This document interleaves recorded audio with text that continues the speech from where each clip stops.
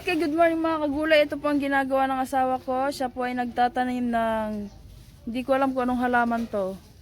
Fake berry yata tawag rito. Kasi kaya ko sinabing fake berry dahil nung binili ng kapatid ko ang sabi berry. Eh nung pala nakita nila ito yung itsura. Kaya masasabi kong ito ay fake berry. O ayan. Kaya ang ginawa niya, binunot niya yung ugat, sa kanya binigay sa amin. Ngayon, itinatanim naman na itong asawa ko. Ayan, para hindi masayang. Para may bahay din yung lamok kasi nakakaawa rin. Siyempre, hirap namang walang tahanan. Paminsan-minsan bigyan naman natin sila ng shelter.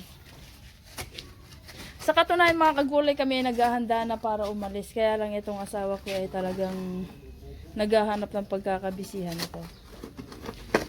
Kaya yan yung ginagawa niya.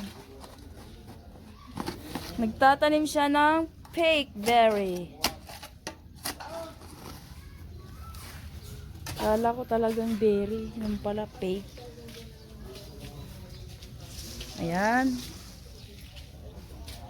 Meron na tayong lamok na malapit sa bintana. O, di ba? Hindi lang pala malapit, kundi tabi na ng bintana. Yan. Sa bagay, ang mga halaman is air producer sila. Para meron naman tayong carbon dioxide. Dahil ang asawa ko maganang kamay niya sa mga halaman na yan. Sabagay, kaysa nga naman itapon, kawawa naman. Nung binili nga pala tong halaman na to, 150 ang isang piraso. O, ayan. May bulaklak pa. Di ko kasi alam kung anong halaman to eh. Yun naman kasi nagtindan, sabi niya berry daw. Ito naman kapatid ko binili, kamala-mala mo. Ito naman yung nakita niya. Ito yung kinalabasan. Kaya dun sa mga nakakakilala nito, ewan ko kung anong pangalan nito. Kung edible ba yung bunga niya. Ayan, sige. Sayang din yan ha. 150 rin ang isa niyan.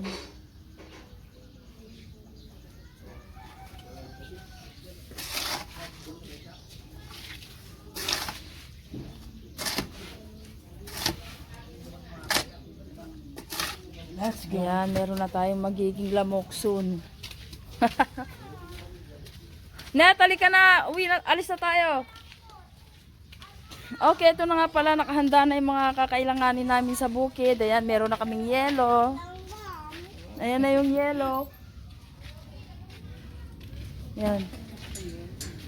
O, ayan na yung yelo namin na kailanganin namin sa bukid. At saka ito na yung merienda namin.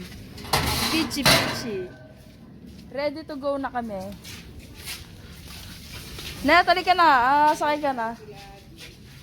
Ito yung napaka-pogi kong pamangkin. Sige, Ned. Let's go. Natali ka na. Yan yung pogi namin pamangkin. At napakasipag talaga. Ito yung diyan namin. Ayan, si Tita Ruth. Okay. Ready to go na kami. Mamaya na ulit. Okay, nandito na kami ulit sa bukid. Ayan. Papasok na kami. O, baka madulas ka.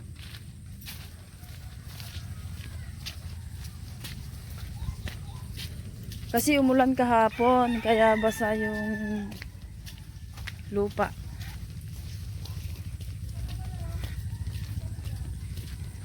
Ayan, meron ng gate.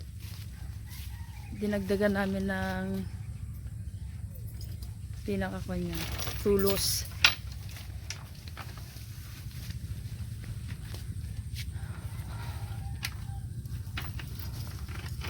Daga.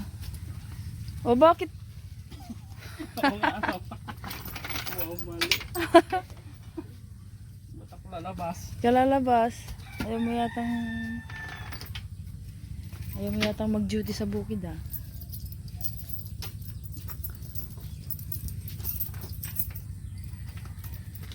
Ayan, pinapadlock namin para masaya syempre. Mahirap na, baka madulas ako.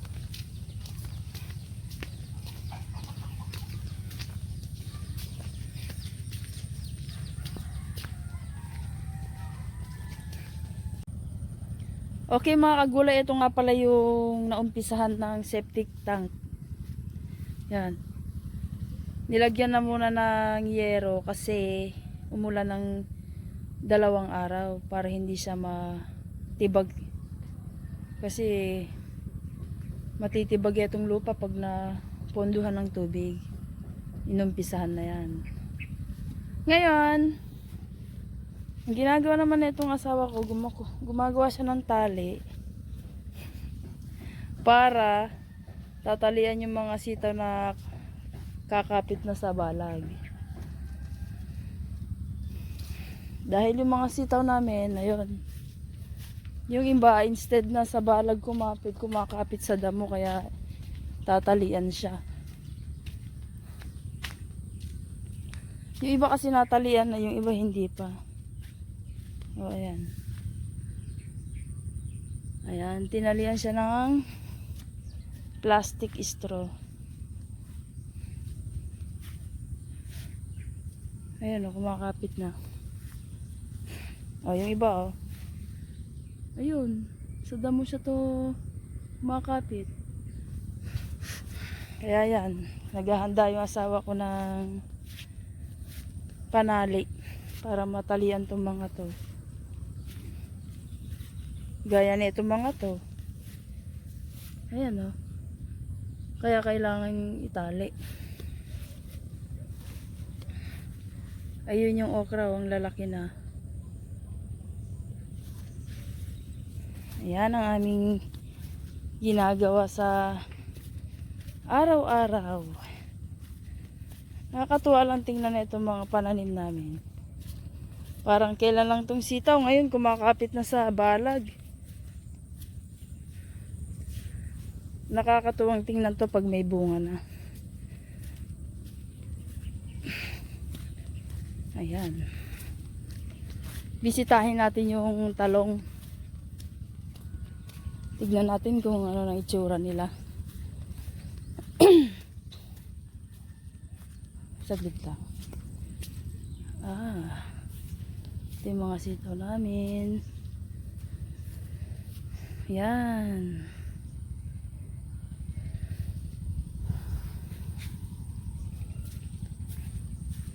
Dami na namang damo. Tabi-tabi po sa kaibigan hindi nakikita.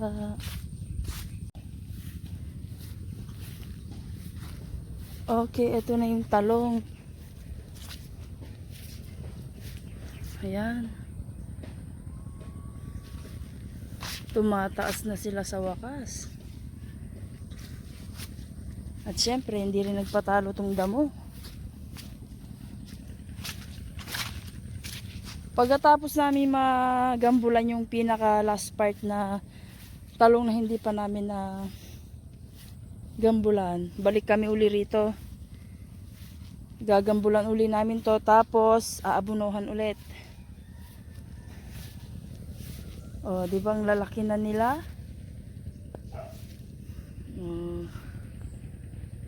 Nakakatuwa.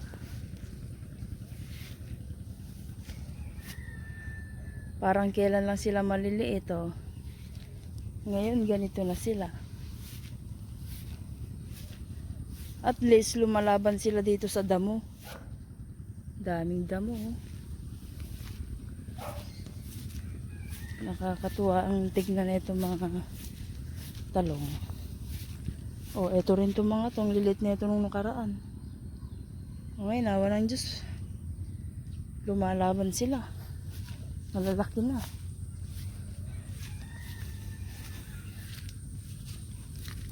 O gaya nitong mga to. Ayan. Pag nakikita mo talaga yung mga pananim mo na lumalaki na, natutuwa ka. Nawawala yung pagod mo. Ganyan yung mga nararamdaman ng mga katulad namin na naggugulayan. Kahit napapagod, pag nakikita mong gumaganda na yung pananim mo, matutuwa ka. Ito kasing part na to, hindi pa namin tapos gambulan yo. Kahapon, busy kami magdamo. Kaso, napahinto kami dahil sa biglang pagbuhos ng ulan. O ayan, di ba? Kikita nyo, hindi pa tapos.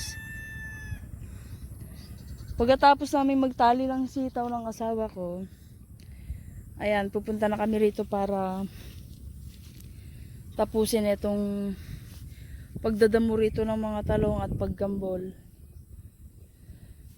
Ayan. Yan ang aming mga pananim na nag-i-struggle. Ayan. Simula nung nadamuhan sila, mga paligid nila, at the same time na abunuhan, gumanda sila. Ayun.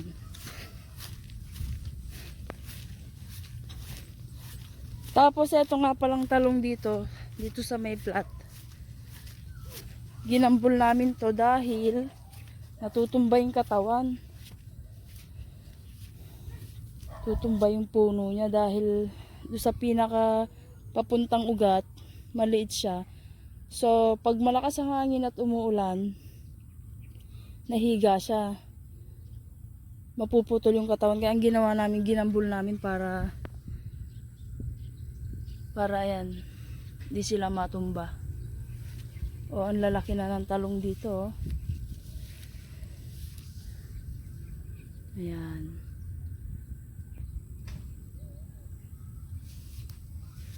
Ang gaganda.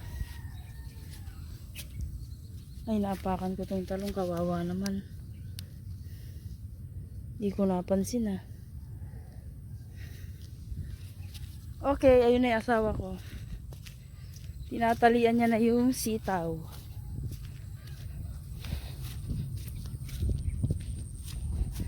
Nung linggo nag-day off kami talaga. Na-miss namin itong pananim namin. Yung isang araw na hindi mo makita yung pananim mo, mamimiss mo talaga.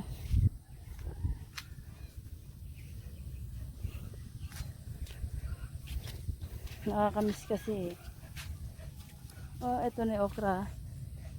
Parang malapit na yata itong mamulaklak. Ayan o. Ayan. Ayan. Buko niya yata yan para mamulaklak. Ayan o. Parang kailan ko lang ito tinanim. Ngayon, ayan na siya. Nagtanim muli ako kahapon ng okra. Inubos ko na yung mga buto. Oh, ang lalaki na nila.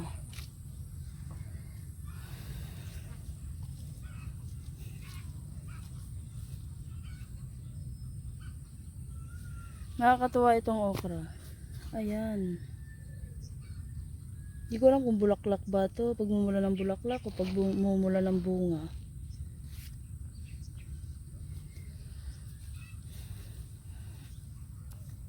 Ayan.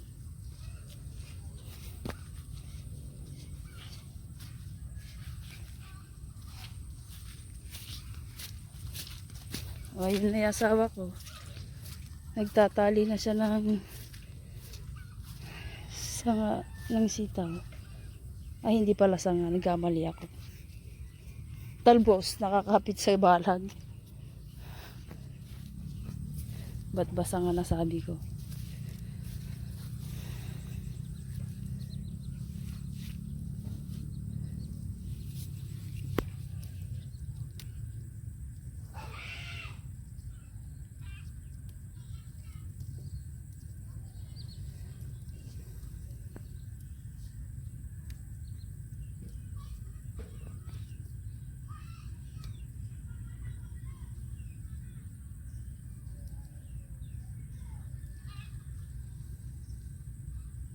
Okay, mga kagulay, yan na muna sa ngayon at kailangan ko na ring mag-umpisa sa aking gagawin.